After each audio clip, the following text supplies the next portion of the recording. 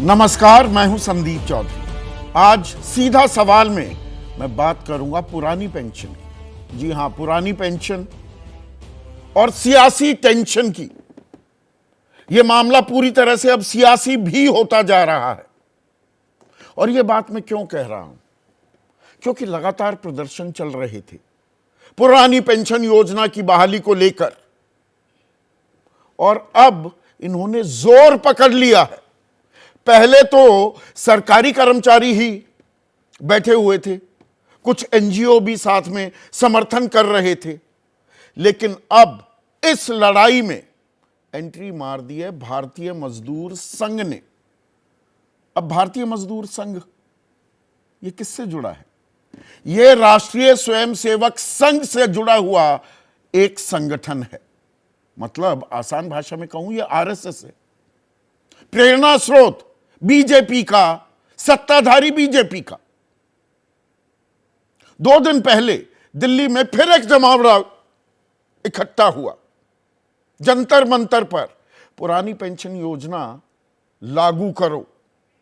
बहाल तो इसे कई राज्यों में कर दिया गया है और इसमें पहल लेती दिख रही है कांग्रेस पार्टी।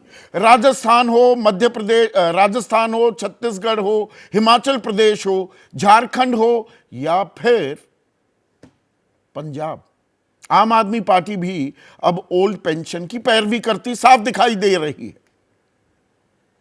अब भारतीय मजदूर संघ का कहना है कि देखिए, 2024 के चुनाव से पहले पुरानी पेंशन योजना लागू कर दो, वरना हम आपका समर्थन नहीं करेंगे, बीजेपी का समर्थन नहीं करेंगे। जो लागू करेगा उसी का समर्थन करेंगे। और लागू करने वाले जिन राज्यों का मैंने जिक्र किया, वहां पर विपक्ष की सरकारें हैं। और यह सिलसिला यहीं नहीं थमता, अब इसमें डिफेंस और रेलवे के कर्मचारी भी जुड़ गए हैं। और रेलवे फौज के साथ साथ सबसे बड़ा एम्प्लॉयर है। 13 से 14 लाख कर्मचारी रेलवे के हैं और रेलवे के 14,82,000 पेंशनर्स भी हैं। डिफेंस में यह आंकड़ा 36 लाख का है। तो 15 लाख सरकारी कर्मचारी, ये तो पेंशनर्स की बात हो गई। सरकारी कर्मचारी भी हड़ताल करने का मन बना रहे हैं। और जो यह हड़ताल का सिलसिला है, 2 दिन पहले का मैंने जिक्र किया, 2 अक्टूबर को रामलीला मैदान पर भी पेंशन शंखनाद रैली हुई थी। लाखों की तादाद में जुटे थे लोग। उत्तर प्रदेश में 22-23 नवंबर को, यानी कि 2 दिन से, जिला में स्कूलों के बाहर शिक्षकों का प्रदर्शन हो रहा है। उत्तर रेलवे जो मजदूर यूनियन है, 17 नवंबर को उसने हड़ताल की, रैली की, प्रदर्शन किया। और डिफेंस रेलवे विभाग का तो मैं जिक्र कर ही चुका हूं।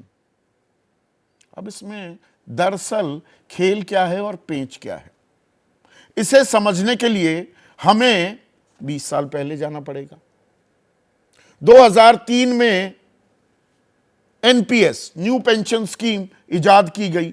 1 अप्रैल 2004 को यह लागू कर दी गई। लागू किसने किया? उस वक्त एनडीए की ही सरकार थी, प्रधानमंत्री अटल बिहारी वाजपेयी थे। पर, और यह बड़ा पर है, सही मायने में जमीन पर इसे उतारा कांग्रेस ने। यानी कि यूपीए में प्रधानमंत्री मनमोहन सिंह और उस वक्त वित्त मंत्री पी चिदंबरम थे। उन्होंने जमीन पर उतारा। एक इकलौता पश्चिम बंगाल वो राज्य था, उसने कहा हमें एनपीएस में नहीं आना, बाकी सब राज्य आ गए। अब फर्क क्या है? फर्क भी समझने की जरूरत है। पुरानी पेंशन योजना में पेंशन के लिए आपकी तनख्वाह में से कोई पैसा नहीं कटता था, ऊपर से जीपीएफ भी मिलता था और पूरा पैसा आपको मिल जाएगा जब आप सेवानिवृत्त होते हैं। और वो पैसा कितना होता था? आपकी आखिरी जो तनख्वाह थी उसका आधा आपके खाते में आ जाता था। आपकी मौत भी हो जाए तो आपकी धर्मपत्नी को मिल जाएगा वो पैसा। पर नई पेंशन योजना में क्या है? नई पेंशन योजना में आपकी तनख्वाह से 10% कटेगा, सरकार 14% देगी। जब आप सेवानिवृत्त होते हैं तो आपको पूरे पैसे नहीं मिलेंगे और ना आपको पता पैसे कितने मिलेंगे। यहां तो पता था पुरानी पेंशन में कि भाई जितनी तनख्वाह है उसका आधा मिल जाएगा, यहां यह नहीं मालूम कि कितने मिलेंगे और निकाल भी कितने सकते हैं। जब आप सेवानिवृत्त हुए यानी कि रिटायर हुए तो 60%, बाकी 40% एक फंड में चला जाएगा और एन्युटी यानी कि सालाना 12 किस्तों में कुछ कुछ पैसे आपके पास आएंगे। तो बस एक मुश्त रकम मिली, बुढ़ापे का सहारा, बुढ़ापे की लाठी जो पेंशन बनकर दिखती थी। और सरकारी नौकरी करने का सबसे बड़ा आकर्षण यही था कि भाई सरकारी नौकर को एक प्राइवेट कंपनी में, जैसे प्राइवेट कंपनी में काम करता हूं, मुझे पेंशन नहीं मिलेगी, पर सरकारी नौकर के मुकाबले मेरी तनख्वाह ज्यादा होती है। यह एक आम धारणा है, पर जी बाद में किसी के आगे हाथ पैर फैलाने की नौबत ही नहीं आएगी। और जो ये पैसा मिलता है ये मार्केट रेगुलेटेड होता है, यानी कि सरकार आपसे पैसा लेगी, PFRDA, pension fund and development authority जो है रेगुलेटरी अथॉरिटी, वो लगा देगी पैसा मार्केट में, उसी में जितना आपको मुनाफा आ रहा है यानी कि सरकार कमा रही है वो आप में बांट देगी। अब जो कंट्रोलर एंड ऑडिटर जनरल है सीएजी, भारत सरकार 2020 में उन्होंने एक लाल झंडी दिखा दी। उन्होंने कहा lack of evaluation of funds and schemes under the National Pension Scheme for government employees. ये खतरनाक है कि पता ही नहीं क्या हो रहा है जी, पैसे का कितना बढ़ रहा है कितना घट रहा है, कोई पैमाना ही नहीं है, कोई गारंटी नहीं है। नेशनल ह्यूमन राइट्स कमीशन, राष्ट्रीय मानवाधिकार आयोग ने भी कहा कि भाई जो सरकारी कर्मचारी हैं उनके हितों की रक्षा के लिए एनपीएस को त्याग दीजिए, पर सरकार त्यागने को तैयार नहीं है। प्रधानमंत्री नरेंद्र मोदी साफ कह चुके हैं कि राजनीतिक वैचारिक मतभेदों को अलग रखकर कहना चाहता हूं कि देश की आर्थिक सेहत से खिलवाड़ मत कीजिए। आप कोई ऐसा पाप मत कीजिए कि आपके बच्चों के अधिकारों को छीन ले, कि इतना बोझ पड़ जाएगा, व्यवस्था पर पड़ रहा है। अगर हम पुरानी पेंशन योजना बहाल कर देते हैं तो बेड़ा गर्क हो जाएगा, अर्थव्यवस्था चल ही नहीं पाएगी। उनके सुर में सुर मिलाया। योजना आयोग होता था पहले, जो आज की तारीख में नीति आयोग है, मोंटेक सिंह अहलूवालिया उपाध्यक्ष थे। और खास बात ये यूपीए के टाइम पर जब मनमोहन सिंह प्रधानमंत्री थे, उनका यह मानना है कि ओल्ड पेंशन स्कीम बेतुकी है और भविष्य में कंगाली लाने वाली है, पर कांग्रेस ने इसे मुद्दा बना लिया है। भूपेंद्र सिंह हुड्डा कह रहे हैं हरियाणा में सरकार आती है हम पुरानी पेंशन योजना लागू करेंगे। अखिलेश यादव उत्तर प्रदेश में कह रहे हैं मेरी सरकार आती है, ये 2022 में कहा सरकार तो नहीं आई लेकिन हम ओल्ड पेंशन स्कीम लागू करेंगे। और अब ऐसे में आरएसएस का भी कूद जाना क्या चेता रही है सरकार को आरएसएस, या वो 1885 में जब कांग्रेस बनी थी उसको लेकर आपने इतिहास की किताबों में पढ़ा होगा, प्रेशर वॉल्व थियरी, कि भाई बहुत ज्यादा दबाव बनने लगे तो एक कहीं से थोड़ा सा प्रेशर निकालने का तरीका भी इजाद कर लिया जाए। तो सरकार घेरे में है, थोड़ा सा प्रेशर हटा रहा है क्या भारतीय मजदूर संघ, ये कहकर कि 24 तक लागू कर दो वरना जो लागू करेगा उसी के साथ जाएंगे। अब सरकार ने एक कमेटी भी बना रखी है रिव्यू करने के लिए, पर रिव्यू क्या किया जा रहा है, एनपीएस की, एनपीएस को दुरुस्त और कैसे किया जाए। अब एनपीएस की भी एक कहानी बताता हूं आपको। उत्तर प्रदेश में हमने कई केस स्टडीज करवाई। एक प्रोफेसर साहब रिटायर हो गए, शिक्षक थे, 82,000 रुपए की तनख्वाह, एनपीएस में पेंशन उनकी बंधी 2,100 रुपए। एक और टीचर 76,000 रुपए आखिरी तनख्वाह थी और उनको मिले 1,700 या मिल रहे हैं 1,700, किसी को 1,100 रुपए मिल रहे हैं। और उधर हिमाचल में जहां पुरानी पेंशन योजना बहाल कर दी गई है। हेमराज ठाकुर नाम के एक कर्मचारी रिटायर हुए, वन विभाग में काम करते थे। एनपीएस में 4100 रुपए की पेंशन मिलती थी, 4100। और पुरानी पेंशन योजना बहाल होते ही अब उनको मिलने लगे 32,000 रुपए। तो ये किसी भी सरकारी कर्मचारी के लिए बहुत बड़ा फर्क है, बहुत बड़ा अंतर है। पर इसमें एक और पेंच है, और पेंच क्या, जो पीएफआरडीए है, पैसे तो उसमें जाते हैं। अब राजस्थान हो, छत्तीसगढ़ हो, पंजाब हो, हिमाचल हो, उनके पैसे तो वहीं पड़े हुए हैं। और केंद्र सरकार, उसमें चाहे वित्त मंत्री हो, वित्त सचिव हो, उन्होंने साफ कर दिया ये पैसे हम वापस नहीं दे सकते। कानून ही नहीं है जी, पैसे कैसे वापस दिए जाए। अब 35,000 करोड़ रुपया सरकारी कर्मचारियों का पीएफआरडीए में फंसा हुआ है जो राजस्थान में काम करते हैं। 17 से 18,000 करोड़ रुपए वो छत्तीसगढ़ पंजाब के हैं, 7-8 हजार करोड़ रुपए के करीब हिमाचल के हैं। तो ये पैसे कब तक फंसे रहेंगे? और राज्य सरकारें दे भी रही हैं तो उन पर बोझ कितना पड़ेगा? हिमाचल में तो ओन टैक्स रेवेन्यू, जो सरकार का खुद का राजस्व है, उसका 79% तक पेंशन देने में ही जा रहा है। तो इसमें आर्थिक पहलू तो है ही, लेकिन साथ ही साथ अब राजनीतिक पुट भी आ गया है। और देवेंद्र फडणवीस महाराष्ट्र में उप मुख्यमंत्री हैं, वो कह रहे हैं कि हम पुरानी पेंशन योजना को लेकर सकारात्मक हैं। अब कमेटी तो बना दी केंद्र सरकार ने, वो एनपीएस की समीक्षा कर रही है कि इसमें और पैसे कैसे दे सकते हैं, पर वो पुरानी पेंशन योजना की बहाली पर विचार कर भी रही है क्या? उसके टर्म्स ऑफ रेफरेंसेस में क्या ये बात है? ये बात ऐसी नहीं है।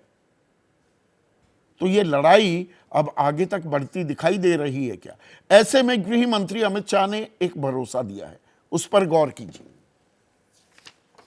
पिछले 1 साल के दौरान कांग्रेस सरकार ओल्ड पेंशन स्कीम को लेकर लगातार बात उठाती रही है। केंद्र सरकार इस पर कोई विचार रखती है कि ओल्ड पेंशन स्कीम? हमने विचार के लिए कमेटी बनाई है, वो कमेटी इस पर काम कर रही है। जैसे ही कमेटी की रिपोर्ट आएगी हम इस पर विचार करेंगे। तो सरकार कह रही है हम विचार कर रहे हैं, कमेटी बनी हुई है, और इसी पर कांग्रेस भी हमलावर हुई। ट्वीट के जरिए राजस्थान के मुख्यमंत्री अशोक गहलोत ने लिखा, वो कहते हैं कांग्रेस कहती है ओपीएस की गारंटी, कि हम गारंटी की बात कर रहे हैं, भाजपा कहती है कमेटी। यह फर्क है कांग्रेस और भाजपा में, गारंटी और कमेटी के बीच। ऐसे में आज का सीधा सवाल, और सवाल आपके स्क्रीन पर अब आ रहा है, मांगी पुरानी पेंशन, आरएसएस ने दी सरकार को टेंशन, और 24 की लड़ाई पुरानी पेंशन पर आई। ये बड़ा मुद्दा बनता जा रहा है क्या? 40 लाख तो केंद्रीय कर्मचारी हैं, उसमें फौज, अर्धसैनिक बल, इन सबको जोड़ लीजिए। फौज में खैर पुरानी पेंशन ही जारी है, ये भी एक अपने आप में कमाल की बात है। फौज को देंगे पुरानी पेंशन, बाकी सरकारी कर्मचारियों को नहीं। जितने हमारे मंत्री हैं और जितने सांसद हैं, विधायक हैं, वो भी पुरानी पेंशन ले रहे हैं, पर बाकी सरकारी कर्मचारियों को नहीं मिलेगी।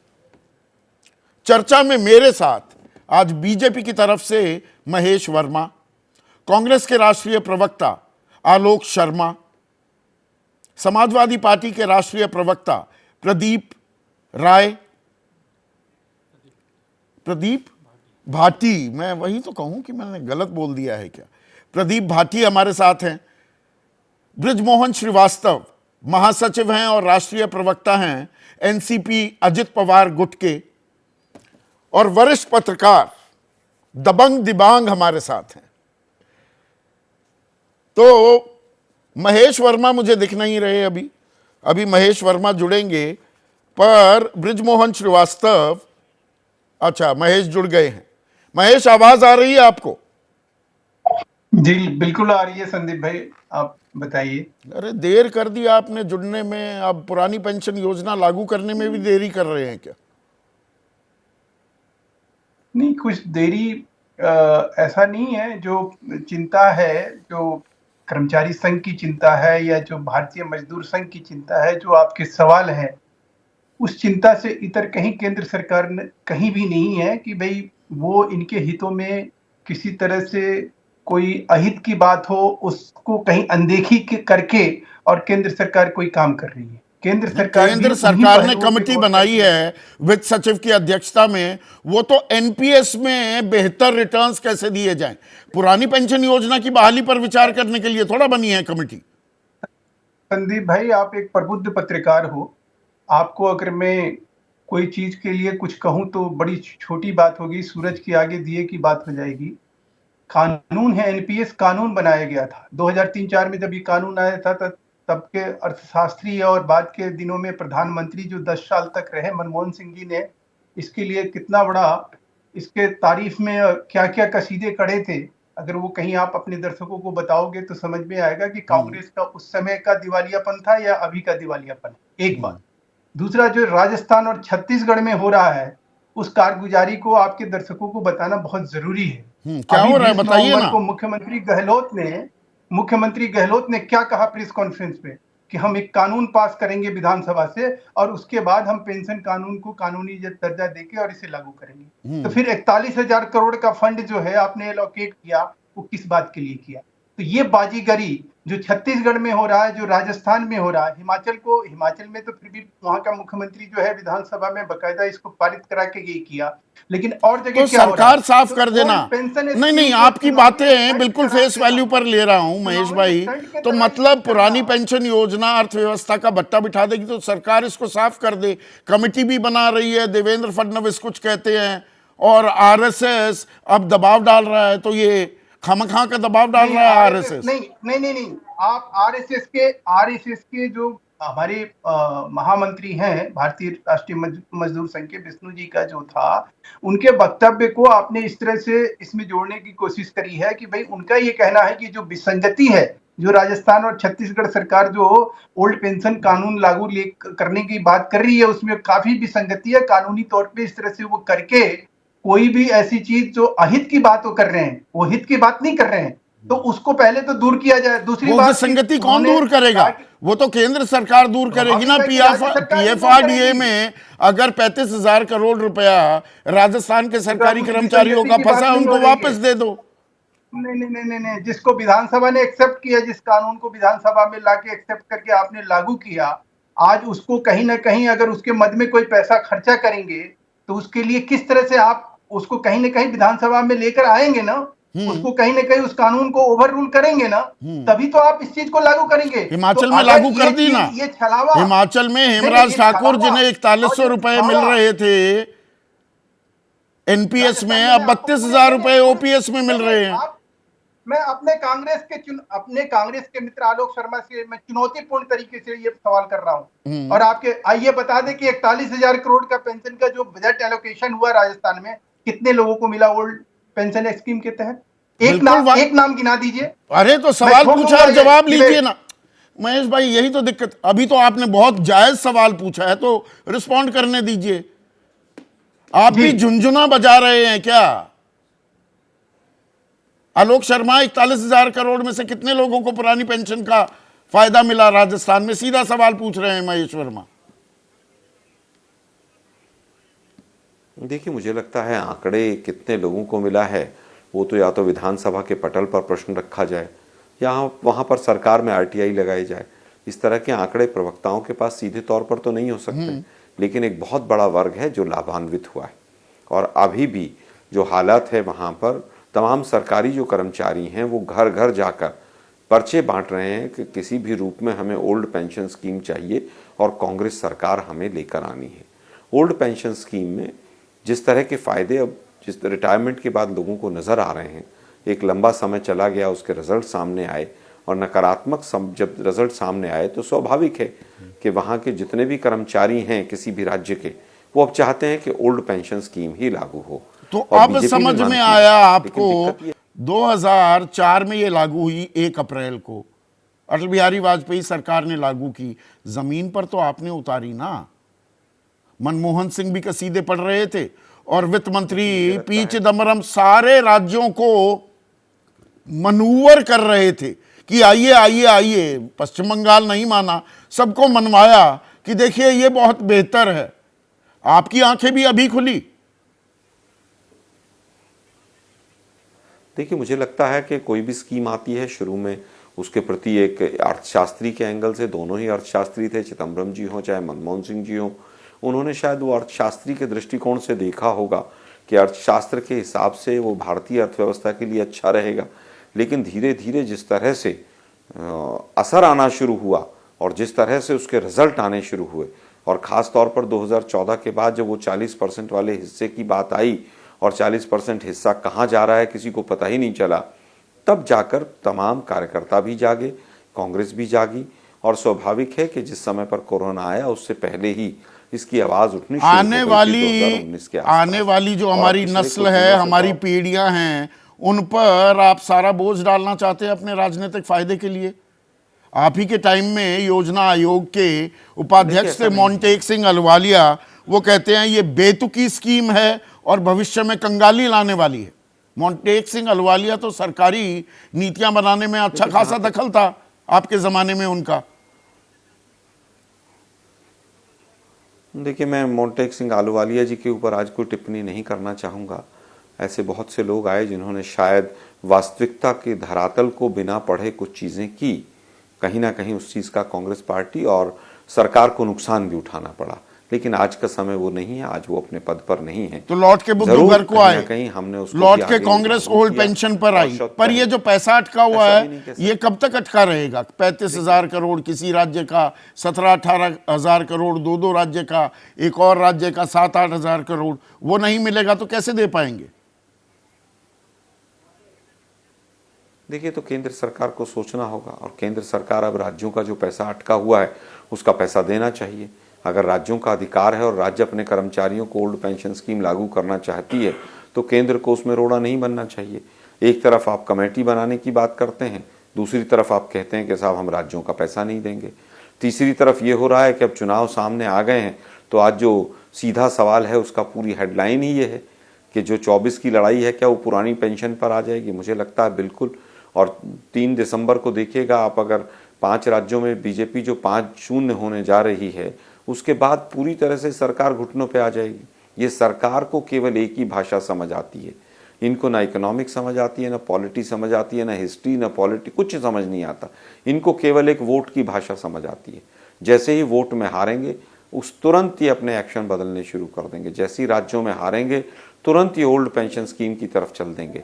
और कहीं ना कहीं जो आरएसएस का एक विंग है जो इस दिशा में आगे बढ़ा है, वो केवल ऐसा नहीं है कि बीएमएस ने, भारतीय मजदूर संघ, अपनी वजह से, अपनी कारण से बढ़ा है। उसके पीछे भी एक रणनीति है कहीं ना कहीं, और रणनीति आरएसएस और बीजेपी की दोनों की है कि अपने अंदर से ही आवाज उठवाइए और फिर उसके ऊपर हम पॉजिटिव एक्शन लेना, कमेटी का खेल करना शुरू कर देंगे। तो ये सेफ्टी वॉल थियरी अपनाई जा रही है क्या? एक मिनट आलोक दिबांग, ये पुरानी पेंशन को लेकर सरकार ने पहले साफ कर दिया भाई देश की अर्थव्यवस्था का बेड़ा गर्क हो जाएगा। आपने पीएफआरडीए के पैसे देने से साफ मना कर दिया, कानून की दुहाई दी, तो वो तो फिर भी अटका रहेगा। मतलब आप पुरानी पेंशन लाएंगे तो फिर कैसे करेंगे? पीएफआरडीए का पैसा कहां जाएगा? बिल्कुल। तो ये बीएमएस का अब इसमें उतर जाना, मांग तो ये बड़े दिनों से उठ रही थी। हिमाचल में तो हमने चुनावी नतीजा इस पर तय होता भी दिखा। जी हाँ, वो चुनावी नतीजा तय हुआ और राजस्थान में ये बड़ा मुद्दा बना, पंजाब में बड़ा मुद्दा रहा, हमने देखा छत्तीसगढ़ में ये बड़ा मुद्दा रहा, इन राज्यों में ये बड़ा मुद्दा रहा। और इस पर इसीलिए मेरे ख्याल से ये महसूस हो रहा है बीजेपी को, तभी ये जो गृह मंत्री जी ने कहा हमने कमेटी बनाई है। हालांकि वो हम जान रहे हैं कि कमेटी जो है वो पिछली जो नई स्कीम के बारे में नहीं है, नई पेंशन स्कीम के बारे में है। exactly. और उसमें ये देखा जा रहा है कि एम्प्लॉइज को कैसे मुश्किल ना हो, और ये है कि किस तरह से फिस्कल प्रूडेंस, रिटर्न कैसे बढ़ा दे। हाँ, कि भाई किसी को 2100 मिल रहा है, किसी को 1500, किसी को 1100, प्रूडेंस बना रहे। हाँ। वो उस बारे में बातचीत है। अब ये बीएमएस कूद गई है तो उससे जरूर थोड़ी सी हलचल होगी, लेकिन बीएमएस अगर आप देखें इस तरह से कूदती रहती है। एक जमाने में बहुत कूदती थी दिबांग, दत्तोपंत ठेंगड़ी जब मुखिया थे बीएमएस के, तो वाजपेयी सरकार के नाक में दम कर दिया था। तब तो बहुत ज्यादा, पर पिछले कुछ दिनों से शांत बैठा हुआ था बीएमएस। इधर वो फिर से दिखती है ये हरकत में। सक्रियता किस तरह से देखते हैं, राजनीतिक संकेत क्या है? पर ये अगर आप देखें कि ये इस तरह से मिलीजुली, मेरे ख्याल से उस तरह की सरकार नहीं है जिसमें इस तरह का प्रिटेंस हो कि भाई एक संगठन उठाएगा। ये खुलकर खेलते हैं। अगर इनको लगेगा कि ये जरूरी है तो ये सीधे आके कहेंगे कि हमने सोचा है और ये जरूरी है, हम ये लागू कर रहे हैं। ये थोड़ा सा फर्क देखिए, इसमें वो नाइसिटीज और वो फाइनल पॉइंट्स नहीं है कि भाई एक संगठन से उठवा दो, कुछ लोगों से हल्ला करवा दो, फिर हम आपका कर देंगे, हमारे ही लोग करेंगे। ये सीधा सामने से आकर कहते हैं, उसको ओन कहते हैं हम ये कर रहे हैं क्योंकि हमें लगता है ये सही है। तो अगर उस बात को आप ध्यान रखें और जिस तरह से काम करने का इनका नजरिया है मोदी शाह सरकार का, उसमें ये एक ध्यान रखे कि ये इस तरह से नहीं होता। ये कांग्रेस का स्टाइल है और कांग्रेस के प्रवक्ता बता रहे हैं तो वो शायद अपनी पार्टी का स्टाइल नहीं, बता पर रहे हैं इसमें ज्यादा। हमने थोड़ा हमने का मतलब सरकार ने थोड़ा रायता भी फैला रखा है क्या? फौज जो है वहां पर पुरानी पेंशन ही दी जा रही है, वही योजना लागू है। हमारे नेताओं, विधायकों, सांसदों के लिए भी वही पुरानी स्कीम है।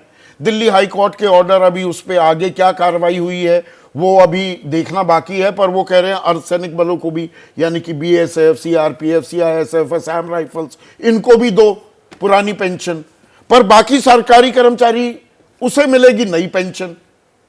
ये जो सरकार है आप देखिए, उसकी गिनती में फौजी बहुत ज्यादा आते हैं। फौजियों की अहमियत बहुत ज्यादा है। 36 लाख बहुत पेंशनर्स और दूसरा फौजी मतलब हाँ, और नेशनलिज्म 14 लाख तो आर्म फोर्सेस में हैं हमारे जवान। नहीं, फौजी मतलब नेशनलिज्म की बात होती है, वो लोग जो देश की रक्षा करते हैं। तो फौजियों का जो भार है, बाकी सरकारी कर्मचारी एंटी नेशनल है। नहीं, बाकी सरकारी कर्मचारी तो कर्मचारी हैं। अच्छा, हाँ, आप देखिए जिस तरह से ये जो सरकार की सोच देखिए, ये उसकी सोच को दिखाती है कि आप इस सरकार की सोच में फौजियों का महत्व बहुत ज्यादा है, शुरू से ज्यादा है।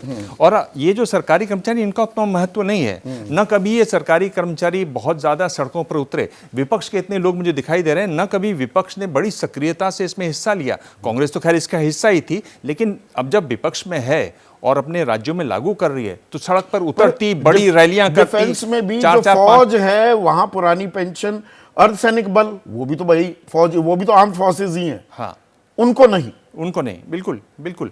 तो ये एक आप जो कह रहे हैं कि रायता फैला रखा है, चलिए रायता इन्होंने फैला रखा है और रायता फैला रखा है, और इनको ये एहसास है कि ये बहुत बड़ा ऐसा मुद्दा नहीं है। पर मेरे ख्याल से चुनाव दर चुनाव ये हार रहे हैं। मैं आपको बता रहा हूँ, जिस तरह से जो ओबीसी रिजर्वेशन वाली बात है, उनकी जनगणना वाली बात है, उस पर जैसे ये पलट जाएंगे, अगर चुनाव का असर देखेंगे, इस पर भी पलट जाएंगे। तो वो तुरुप का जी रोहिणी आयोग जहां पर बिल्कुल वो ओबीसी को लेकर है, इसी तरह से ये वित्त सचिव की अध्यक्षता वाला, मैं ये पूछ रहा हूं, दामोदरन की अध्यक्षता वाली ये कमेटी, इसका हवाला दिया जा सकता है। मैं ये कह रहा हूं कि इतना बड़ा मुद्दा है सरकारी कर्मचारियों का, इतने विपक्षी दल हैं, और ये सरकार ने पिछले 9 साल में, और ये सरकार ने लिखित आंकड़ा दिया है पार्लियामेंट में, 14,56,226 करोड़ रुपया माफ किया है बड़ी कंपनियों का, कॉरपोरेट्स का। आपने, इन्होंने बैंक से जो उधार लिए हुए थे, अगर वो एक मुद्दा नहीं बना सकते ये लोग, तो कम से कम सरकारी कर्मचारी को बनाए, वो भी नहीं बना रहे। 15 लाख करोड़ बच्चे खाते में जा सकते हैं, तो यहाँ पर अपने कर्मचारी क्यों नहीं जा सकते? बुढ़ापे की लाठी क्यों नहीं दी जा सकती? आप और हम क्यों बोलेंगे? ये तो सड़क पर उतरे ना, कुर्ते फड़वाएं विपक्ष वाले, कंधे छिलवाएं, 5-5, 10-10 लाख की रैलियां निकालें, तो जगह। विजय कुमार बंधु मेरे साथ जुड़े हुए हैं, लगातार वो सड़कों पर उतरे हुए थे। अब विजय कुमार बंधु, अब राजनीतिक दल भी समर्थन करते दिख रहे हैं, अब तो बीएमएस भी आ गया। तो जो ये लड़ाई आपने शुरू की थी, अब ये एक आकार लेती दिख रही है क्या आखिरकार? जी बिल्कुल, आपको बहुत बहुत शुक्रिया और आपके चैनल को धन्यवाद। मैं, और आपने जो बात कही बिल्कुल सही कही कि ये आकार लेती हुई दिख रही है, और इसमें जो लोग भी समर्थन करते हैं हम उनका धन्यवाद करते हैं। लेकिन इसमें एक सवाल मैं जरूर उठाऊंगा कि ऐसा ना हो कि वो सेफ्टी वाल का काम करे। ये थोड़ा सा सबको, सारे नौजवान जो एनपीएस के कर्मचारी, उनको ये है कि अचानक जोश जागा और अचानक लोग पहुंचे, तो इसमें कुछ न कुछ तो खेला है। खेला उसमें क्या, मैं बता दूं आपके सामने। एनपीएस जो कमेटी की बात चल रही थी, कमेटी एनपीएस में संशोधन और सुधार के लिए बनी है, और एनपीएस में जो 1 करोड़ लगभग कर्मचारी है वो संशोधन और सुधार नहीं चाहता, वो हूबहू पुरानी पेंशन चाहता है, 1972 की पेंशन नियमावली चाहता है, उसके लिए वो संघर्ष कर रहा है। और आपने जैसा कहा कि लगातार हमने इसको शुरुआत 2013 में किया और आज 10 साल हो गए सड़कों पर, चाहे जिस राज्य में हो चाहे सेंटर में हो। अभी 1 अक्टूबर की रैली आपने कवर किया था, देखा होगा, शायद इतना बड़ा जुहूम ट्रेड यूनियन के इतिहास में कभी भी नहीं रहा है। ये भारत में पूरी दुनिया का सबसे ज्यादा पढ़ा लिखा वर्ग एक जगह इकट्ठा हुआ एक मुद्दे पर। मेरे जैसे अधने से आदमी की इतनी क्षमता नहीं है कि हम लाखों लाख लोगों को ला जाए। इसका मतलब उनके दिल में उतर चुका है पुरानी पेंशन। और ये बात सच है कि पुरानी पेंशन आज देश का सबसे बड़ा मैटर बन चुका है। अब सरकार किस तरह लेती है वो उसका नजरिया, लेकिन पर ये अपने आप में, एक मिनट विजय भाई, मुंगेरी लाल के हसीन सपने तो नहीं रह जाएंगे। अब हेमराज ठाकुर की खबर आई हिमाचल में कि 4100 रुपए की पेंशन मिल रही थी एनपीएस में, अब 32,000 रुपए पुरानी पेंशन क्योंकि बहाल कर दी गई है। पर जो सवाल महेश वर्मा ने उठाया था, कितने लोगों को मिली पीएफआरडीए में फंसा हुआ पैसा, वो कब मिलेगा? ये आसमान से गिरे खजूर में अटके वाला काम तो नहीं हो जाएगा कर्मचारियों का, सरकारी कर्मचारियों का। जी जी जी, बहुत अच्छा सवाल। जहां उठाना चाहिए वहां नहीं उठाया गया। सवाल ये उठाना चाहिए, 10 साल इसको केंद्र सरकार में बने हुए हो गया, ओपीएस लागू कर दें। आप जो लोग लागू कर रहे हैं उन पर सवाल उठा रहे हैं, हम जिम्मेदारी साथ करें। 1600 लोगों का राजस्थान के अंदर ये पूरी लिस्ट मेरे पास है, मैं लेके बैठा था क्योंकि मैं जानता था ये सवाल पैदा किया जाएगा। ये मेरे पास पूरी लिस्ट है, और यही हिमाचल में है, यही झारखंड में है। हम कहते हैं सवाल वहां उठाइए जो मना कर रहा है, जो कह रहा हम नहीं लागू करेंगे, सवाल उस पर उठना चाहिए। जो लागू कर रहे हैं उन पर सवाल उठा रहे हैं। इसका मतलब कि आप पेंशन की लड़ाई नहीं लड़ रहे हैं, आप विशुद्ध राजनीति कर रहे हैं। एक रास्ता खुल रहा है, उस रास्ते को बंद करने के बजाय राजस्थान पर सवाल, केंद्र पर सवाल क्यों नहीं उठ रहा है?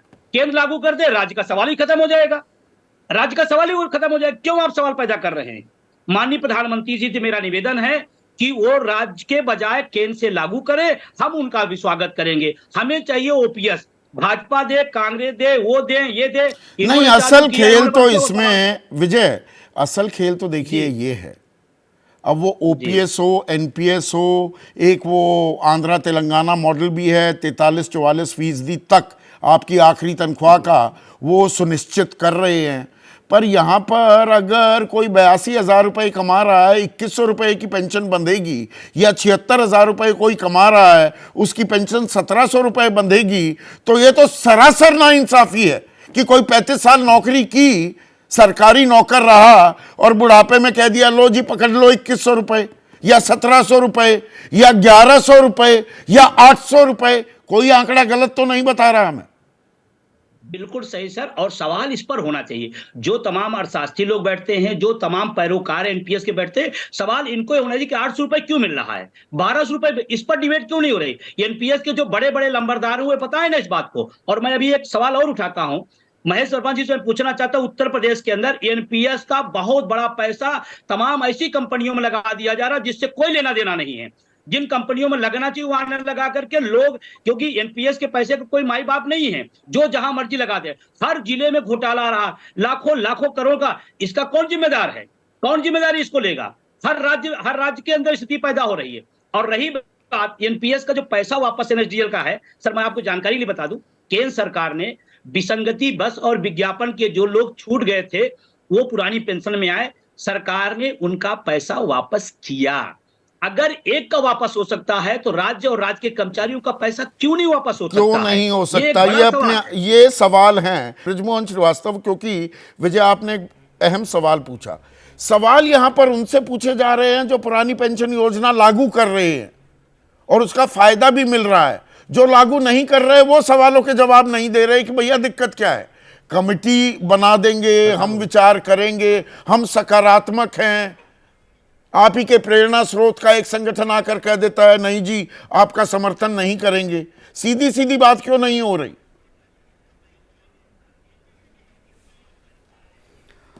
देखिए संदीप जी, सबसे पहले तो मैं इस बात को बहुत ही स्पष्ट कर दूं कि राष्ट्रवादी कांग्रेस पार्टी पूरी तौर से जो पुरानी पेंशन योजना है उससे सहमत है। अब सरकार की निर्णय लेने की अपनी एक प्रक्रिया होती है, जैसे कि केंद्र सरकार ने अपनी एक कमेटी बनाई है क्योंकि बहुत व्यापक आपकी तरीके सुनते से नहीं सारी क्या? चीजों को देखना होता है। ये कैसा गठबंधन धर्म है? आपकी बात नहीं सुनते? नहीं नहीं, ये किसने कहा?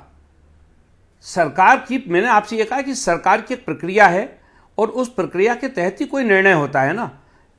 अगर हम लोग इस बात को कह रहे हैं तो आदरणीय देवेंद्र फडणवीस साहब ने भी इसका समर्थन किया है, आदरणीय एकनाथ शिंदे भी इसके पक्ष में। 5 राज्यों ने लेकिन लागू कर दी, बहाल जिस कर दी प्रकार पुरानी से पेंशन, इसको आप एक भी बहाल कर राजनीतिक दीजिए। हथियार बना के वो स्थिति भी आएगी। उसका मैंने कहा ना, सरकार उस दिशा में चिंतन कर रही है, सरकार उस दिशा में प्रयास कर रही है। चिंतन कर लेकिन रही मेरा कहना है कि या जिस नफे प्रकार नुकसान से का आकलन कांग्रेस किया जा को- रहा है 3 तारीख के बाद कि भाई 5 में से कितने जीते कितने हारे, उसके बाद आकलन करेंगे पुरानी पेंशन योजना लागू हो या ना हो। अब मैं सीधा नहीं, संदीप राजनीतिक भाई- सवाल पूछ रहा हूं। संदीप भाई, नहीं संदीप भाई, ये 3 तारीख के परिणाम से जुड़ा हुआ मुद्दा नहीं है। अच्छा। जो कर्मचारी सेवा में है, जिन कर्मचारियों ने प्रदेश के उत्थान के लिए काम किया है, जिन्होंने अपना सर्वस्व न्यौछावर किया है प्रदेश के लिए, उनके हितों की रक्षा करने का काम तो सरकारों को करना ही होगा। सरकार ये हम अपने लोगों ने हितों भी का कोरोना रक्षा में तो देखा, कर लेती है। जब पूरा देश बंद था, सरकारें सड़कों पे- अपने हितों की सड़कों पे रक्षा था कर तो लेती हैं ब्रजमोहन भाई। सरकारी कर्मचारी- विधायकों को, सांसदों को, मंत्रियों को पुरानी पेंशन ही मिल रही है ना, उनको तो एनपीएस नहीं मिलती, पुरानी पेंशन ही है। आपके लिए नियम अलग, आम आदमी के लिए अलग। देखिए कि मैं आदरणीय सांसदों और विधायकों की पेंशन को इससे जोड़ के नहीं देख रहा। यहाँ पे मैं कर्मचारियों के हितों की बात कर रहा हूँ, और जो कर्मचारी मैं प्रदेश आपके के लिए, हितों देश की के बात लिए कर काम रहा हूं। करते हैं, ब्रजमोहन उनकी भाई, हितों की रक्षा के लिए शायद आपको सरकार- जानकारी तो नहीं सरकार में होगी। बैठे हुए लोगों को सोचना होगा। 1 मिनट, नहीं सोचती है सरकार, बहुत सोचती है अपने बारे में। अपनी तनख्वाहें बढ़ाने के लिए वॉइस वोट से 1 सेकंड में कानून पास हो जाते हैं, आपको मालूम है। और दर्शकों को बता दूं, ऐसा भी वाकया पेश आया है इस देश में, पंजाब में एक विधायक, और इसमें कानून क्या है कि कितनी बार आप विधायक हो उतनी ही हर बार की पेंशन बन जाएगी, सांसद भी बने उसकी भी जुड़ जाएगी।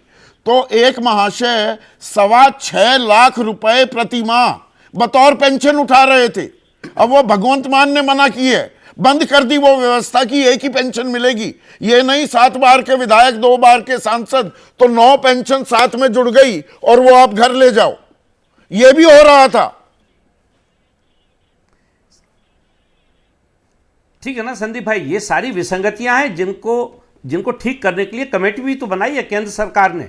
और मेरा कहना यह है कि केंद्र सरकार इस मामले में सकारात्मक तरीके से चल रही है, वो फैसला लेना चाहती है, तो हमको कम से कम उतना समय तो देना ही होगा।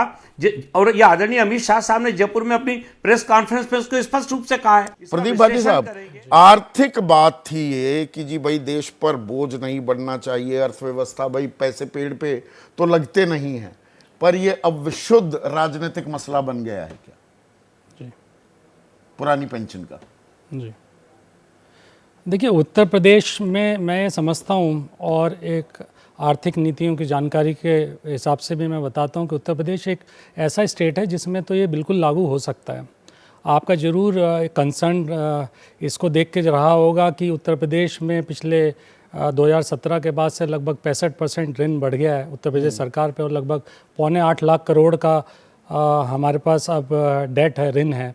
तो वो बहुत बड़ा वो है। लेकिन उसके साथ साथ अगर आपकी नीयत हो, नीति हो, और आपके पास गुड गवर्नेंस हो, और एक अर्थव्यवस्था, इकोनॉमिक्स को समझने वाला मुख्यमंत्री हो, तो आप इसको बाखूबी कर सकते हैं। इसमें कोई मैं आपको अपने एक्सपीरियंस के हिसाब से बता रहा हूँ, इसमें कोई दिक्कत नहीं है।